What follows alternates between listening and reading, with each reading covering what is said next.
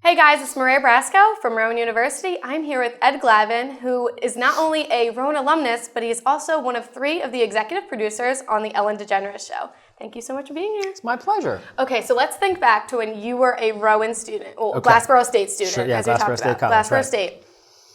What was your dream goal? What was your dream job at the time? You know, I had no idea. Like, I came to Glassboro and I had no idea what I was going to do. Mm-hmm. Glassboro was the one school that accepted me. They took a chance on me. And I didn't really know what I wanted to do. I had a better idea of what I didn't want to do. Mm-hmm. I knew I was never going to do anything with math or science, ever. No, And so I majored in communications because I could. It involved something I love, which was watching television, and I just majored in it. And then in my second year, I started taking, maybe second or third year, I started taking classes in radio and TV. I had Ned Eckhart, I had Mike Donovan, and they just, I don't know, I loved what they were saying. They seemed to love what they were doing. That's when I started to direct myself. I didn't come to Glassboro with any sense of what I wanted to do.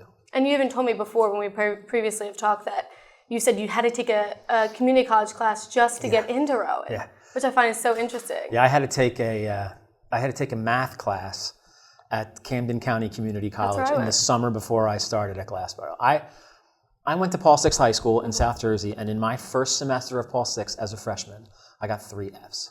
Wow. Yeah, I thought my father was going to kill me. He didn't, but I just was a bad student. Yeah. I mean, I went to summer school twice, so talking to you, it gives me hope because one of the things I was very scared about was I went to community college and then I got my associate's degree and came here, so I was so nervous. I was like, I'm never going to make it. Yeah. No one's going to want to hire me. Yeah. But what I love is that you, in your article with the Rowan magazine, you talk about it doesn't really matter where you go to school, UCLA or wherever, as long as you're willing to put the hard work in. You know, look, it's great to get into a good college. What's more important is that when you're at college, that you make the most of it. That to me, I mean, I am living proof that you can be a complete misfit for a really long time. But if you find something that you love, you know, the world's wide open. I mean, it's wide open. And you interned at the evening magazine? I did. So when I was a senior, you know, I wasn't the kind of guy who spent a lot of time with counselors and career counselors and such. I was the kind of guy who went to a lot of parties. I worked hard. I also played hard. I also worked full-time while I was in school, and then I just never paid attention to anything else. And in my second semester of my senior year, I got a little letter from the school telling me that I was 6 credits short of graduating, and that was devastating. Yeah. But this friend of mine, Sandy Katz, had just done an internship at KYW, and she recommended that I apply. It was late. I got the last position at the internship, and that was a game changer. I mean, that was a real game changer. Yeah. So was it always your dream to make it to LA, or when did that start playing a part that you wanted to head out there? I had no desire to go to LA my entire career. I worked for a company that was based in LA for 10 or 11 years before moving to LA. My entire family is in and around the city of Philadelphia. So I had no desire to be in Los Angeles. I lived in New York I worked in Philly for 3 years after college. And I wanted more than that. So I moved to New York. I got a job in New York. I got to produce the Donahue Show in New York, where I met my wife. Then I went to Chicago for 8 years, where all my kids were born, then back to New York. And on my second trip back to New York, I met this woman, Mary Connolly, who was hired by Ellen DeGeneres to launch the Ellen Show.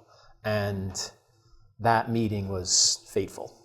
Was there ever a moment in between all that time that you ever felt defeated, or that you ever felt like, I'm never going to do this, I'm never going to make it? Because I feel like TV is such a cutthroat business, and you really have to work hard to make it. Did you ever feel defeated? That is a great question. So when I got hired out of my internship at KYW, I was making, basically minimum wage, entry-level pay, like everybody does when you first get into the business. And I did that for a year and a half, and they let me go. They said it was for budget reasons. It might have been for budget reasons. They might have just been sick of me, who knows, And I went back to detailing cars. And I was running my own auto detail shop. And I was making a lot of money. By my standards back then, I was making a lot of money. And this friend of mine who was sort of a mentor, who really wanted me to be back in the business, she offered me a job. It was a temporary 3-month job on a telethon as a PA. And I wasn't going to take it. And I was going to lose the detailing job I had my own shop at that point, and my father, I mean, bless his heart, took me aside and said, let's just talk this through. You're going to be 40 years old. You're going to be still detailing cars. You're not going to have health care. Your feet are going to be sore, your hands are going to be sore, and you're going to be making the exact same money that you make today. Or you could take a chance and get another job in television, which is what you went to college for. He had no understanding of why I would want to major in radio, TV, film. He was like, well, what do you do with that? Mm-hmm. But once I did it, he didn't understand why I wouldn't take that job and pay my dues. And for once in my life, I listened to him, and I took that temporary job, and thank God I did. So yeah, I've had lots of moments right up till now where I get disappointed when I don't get what I want, but you know, that comes from wanting a lot. Yeah. And I have a lot I want. I feel like I've only just begun to learn everything there is to learn, you know? Yeah, someone recently told me that you don't know the feeling of cold if you don't know, you won't understand the feeling of cold if you don't know the understanding of feeling what it feels like to be hot. So you don't know success unless you know failure. Right. Exactly. Which I feel is like very important to learn. And why do you think it's important for college students to understand the importance of internships and getting out there and willing to do all that extra, even though maybe, you know, like you said, it's hard to work 3 months and not get all that much money? I was paying my way through college. I was working to support myself at college. I detailed cars in Turnersville, and that's how I paid my tuition and my housing and all that and a few student loans. I was not getting scholarships. And the notion of working for free in an internship seemed like a terrible idea. It just seemed like a terrible idea. And I could not have been more wrong. I mean, I just couldn't have been. I was completely wrong. I mean, my career started because of that internship. Yeah. And now, as an executive producer, you know, I mean, I've been an executive producer for 23 years. I have run staffs of 100 people or more for 23 years. I hire primarily out of internships. Yeah. That's super important to me. That's how you get to know people. That's where people stand out. Like, that's where you go, oh, that person fits. It's just, it's you know, people follow the path of least resistance, and that's an easy place to hire from. So it's a great place to just get in there and get noticed. It's, to me, if you don't do an internship late in your college career, you're just making it harder for yourself to get started in this major, is what I would say. I feel like a lot of it, too, is not only what you know, but who you know, making connections. And you touched on this a little bit, though. You talked about your dad. Who was your biggest motivator throughout your whole life with this? Who's been the person that's pushed you? You know, early in my life, nobody could push me. There's just no one who could really find the way to press my buttons to get me to care. Neither parent. I'm one of 5. I'm the middle of 5 kids, and my siblings and I now, we talk about the argument that my parents used to have: is he slow or is he lazy? Because I would get these terrible report cards, and my mom would go, I mean, he's just not like the others, honey. We got to lower our standard. And my dad would be like, he's just like the others. He's just lazy. And what I was a little lost, and nobody could really, I was just a different kind of a kid. Mm-hmm. In my adult life, the main person who has pushed me has been myself and my own passion for loving what I do for a living. And in the last 15 years, no one has inspired me more, or no one's respect has meant more to me than Ellen's. Yeah. Ellen is just, you know, she took me into her life 13 years ago based on trust and a reputation that I had for working hard. And I couldn't love a human being more than I love her. She's amazing. She's what you see on the air and 100 times more. Yeah. I mean, what is the pressure like working on such a major show? Do you ever want to pull your hair out? Every day. I want to pull my hair. I mean, I don't have much. Yeah, it's a lot of pressure, but it's so fun. Yeah. I mean, it's so fun to be in that kind of deadline-oriented environment. Every day at 4 o'clock, we have a show. That's it. We have a show. That show's going to happen with or without me. So if I want to have an impact, I better show up. I better work hard. The other thing about daily television is that you can shake off your mistakes because you have another one tomorrow. It's not like you think about it. It's not like a film where if you make a bad film, you go, oh, yeah, it's going to be 2 years till I make another film. In TV, I have another show tomorrow. But there's a lot of pressure. I don't think about how successful the show is because I think about what we're doing with the show. I think about trying to make it more successful. I want to reach as many people as is humanly possible with our television show, and there are so many ways to do that now. Yeah. Why do you think, though, I know it's not the most important thing, but why do you think the Ellen Show is so successful and it appeals to so many people? Well, I think the Ellen Show was a slow growth show. So because we weren't so day and date, and we weren't gossipy, and we weren't scandalous, and we weren't dirty, we weren't any of those things, we became a bit of an acquired taste. Mm-hmm. But once people came to our show, I think they came to love how uplifting it is. It's never negative. It's only positive. She will only be positive. She'll be naughty, but she won't be dirty. It's all because of her. What we try to do every day is set her up to be able to be who she is, and people love who she is. It's authentic to her, and when it's not authentic, people can tell. They're smart. Mm-hmm. And her dancing in the beginning, it's a classic, and you know that from your show. Yeah. Where did that come from? That was my idea. It was your idea? No, it was not. We can pretend it was your idea. She needed it was so practical. Ellen needed a way to get from the monologue mark to home base. Mm-hmm. It was that simple, and she wasn't just going to walk. Yeah. You know, Dave and Jay, the band would play him over. We didn't have a band, we had a DJ. So she started to do like a little dance across, and that evolved into, dancing is such an iconic part of the show. It's so signature to the Ellen Show. She jokes that she's going to be in a walker dancing from there.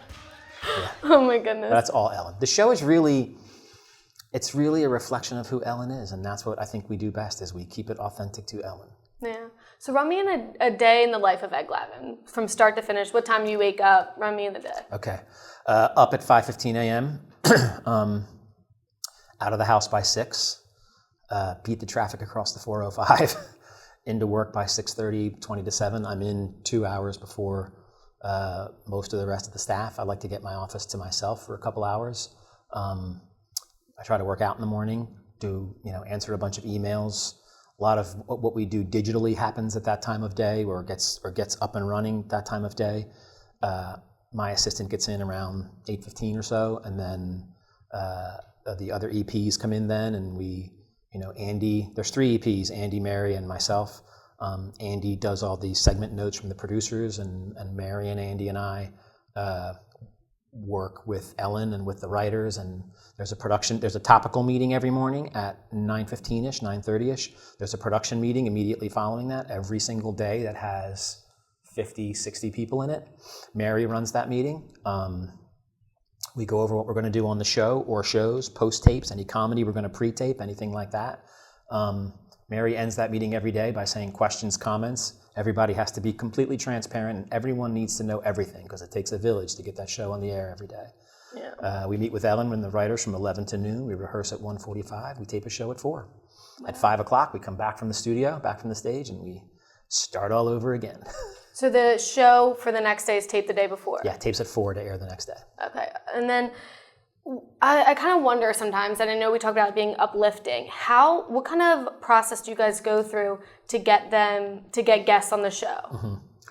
Well, the celebrities, there's a whole infrastructure and a pecking order, and they have stuff to promote, and there's a whole sort of pipeline that happens in, and it's our show with a bunch of other shows. They do an LA trip, they do a New York trip, and we're just in that mix. Mm-hmm. Although Ellen has relationships with a lot of celebrities, and so sometimes we get big names who don't have stuff to promote just because they love Ellen. And they know that Ellen will never surprise them with a surprise they don't want. Mm-hmm. So she has a certain credibility and trust with them.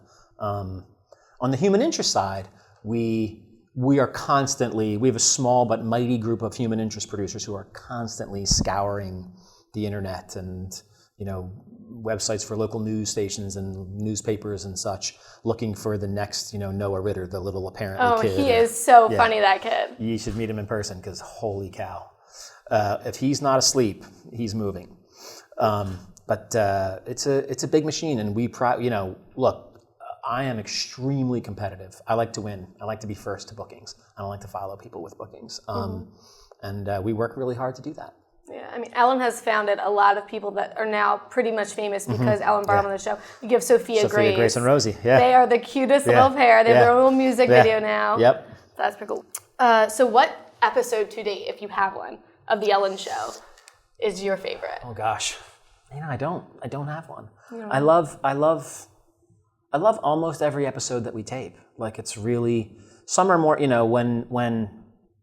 I'm a sucker for when I get to watch Ellen change people's lives. Like that's just, you can't describe, at my age, like, when I was younger, I didn't really, I just wanted to win, And now that I'm older, it's just, it gives meaning to my life to watch her be able to change people's lives. And those are really fun. And then another thing that I love is I love to watch Ellen really just fall out laughing. Like there's nothing more fun to me than to watch someone just make Ellen lose it. And there's a few people who can do that, really, really well. Robin Williams always made her laugh so hard. Wanda Sykes makes her laugh really hard. She just loves Jan Aniston. Like there's a set of people who just sit down with her and it's just like magical. Yeah, I actually saw recently, I cannot remember her name, she's blonde. She made Ellen, Amy Schumer. Yeah, Amy. Amy Schumer came on the show and was so dirty and so inappropriate and so funny. It was hysterical. Yeah. That was really good. So has there ever been a moment with all these celebrities, has there ever been a moment that you had a fanboy, you're like, oh my goodness, I cannot believe they're here? I got to meet Bruce Springsteen. I'm from Jersey. He's from Jersey. I got to meet Bruce Springsteen because he was here. His wife was performing on our show. Patty Scialfa was performing on our show. And I got to meet Bruce on his birthday, which is September 23rd, which happens to be my son's birthday. So at the time, my son was like 6 or 8, and I just completely exploited him for the purpose of getting to meet Bruce. I brought him to work, and Bruce just like threw his arm around him and walked him off the stage and said, "Today your birthday?" And Sean was like, "Yeah, today's my birthday." And Bruce was like, "Today's my birthday." And just watching the two of them walk off the stage together after that rehearsal was maybe one of my favorite moments at Ellen. Yeah. So the show has won multiple Emmys that you've been a part of. Has there ever been an aha moment, like I'm in this spot, this is where I'm supposed to be in life, I'm making a difference? Has there ever been that kind of moment? Honestly, I had that moment early on in my internship. Several days I was working for this daily television show, which at the time was called Evening Magazine, and several days, maybe a week into that internship in 1985, I said to myself, this is what I want to do for the rest of my life. And it's what I do. And I really, really love it. And when you think back to your time, we looked at your yearbook picture before, could that boy or that young man ever imagine the job, the career, the things that you've done? Could that kid ever think that you're doing what you're doing? No. My life and my career have outpaced even my biggest dreams. I am the luckiest guy you will ever meet. I work hard, don't get me wrong. I work really, really hard. And I love what I do. But I am the luckiest guy that you will ever meet. And okay, so recently too, you guys have now turned a segment on Ellen into an actual show, Repeat After Me. What is it like adding that now to your schedule and producing a show that came from one segment on the Ellen to now it's a whole show? Well, the thing about doing a daily talk show is it's repetitive. We are constantly looking for ways to keep it interesting for Ellen and for us. Look, we're all left brain, short attention span people. So it's cool because it's different. It's interesting. It's also, there's a feeling you get, which is that thing in your stomach of like, oh no, how is this going to go? It's just that fear of not knowing how something's going to play out. And that's what Repeat After Me is. We just live in that moment. We put someone in a room with someone. We have a comic in Wendy McClendon-Covey who says whatever she wants to say, and they have to repeat exactly what she says. And it's like a trust fall. It's like hilarious. And I'm in the booth for these shows with a head writer whose name is Kevin Lehman, who created the show. And it is just absolutely, I literally grab onto him and hold him during these moments where I'm like, oh no! It's so fun. So much fun. Yeah. I feel like a lot of what you've said is not only is it hard work and you're up early and things like that, but you have fun doing what you love. And I know somebody said once, I don't know who it was, but they said, if you do what you love, you'll never work a day in your life. Yeah, I've heard that too. And look, luck is a part of it. I believe we create a lot of our own luck. Like you said, relationships are really important. It's important to have relationships, but if there's something that maybe separates me from other people's success, it is that I am an example that if you just work really hard and you just keep focused on what you're doing and you want to do what you're doing, you can really, you can't dream too big. You can't. If you can dream it, you can do it. I believe that. Yeah. And what does it feel like being back here at Rowan? You won the alumnus distinguished award, I believe. Yeah, I received distinguished alumnus. Yeah. I mean, look at me. I'm pretty distinguished, right? How does it feel though? What's it feeling being back? You said you haven't been back since like the 80s. I drove down 322 today. My GPS brought me in the way of where I used to live in the crossings in Beau Rivage, and it is a full circle moment in a way that it is impossible to describe. And I have to say, there's a woman who works in the development office whose name is Melissa Dersch, and she called me out of the blue a year and a half ago on the recommendation of a fellow student of mine at the time. And if she hadn't reached out to me and then flown out to LA to come and see me, I wouldn't be sitting here with you, and I owe her a lot of thanks, Melissa Dersch. Yeah.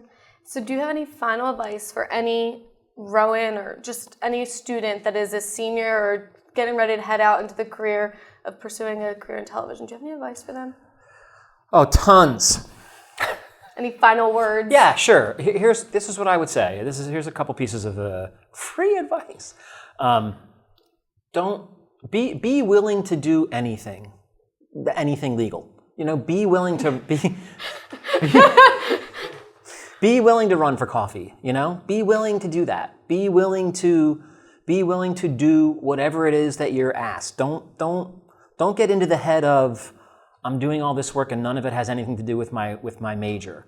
It all has something to do with your major. Just do it. Just work your butt off and love what you do, and do not stop looking until you find something that makes you feel like you're doing your life's work. And if you haven't found it, leave it.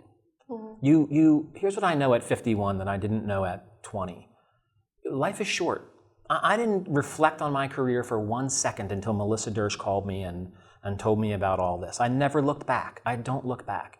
And you pop up and you go, oh, right, it's been 30 years and the name of the school has changed and the name of the streets have changed and there's new buildings, and you know, life's fleeting. It's fast. So spend every second of it doing something you really like to do, and then hopefully it's something that you can get paid for. That's really how I feel. Like, I think the key to success is being happy. Yeah. Thank you so much for My taking pleasure. the time to talk to us. It was really nice talking Great. to you. Thank you.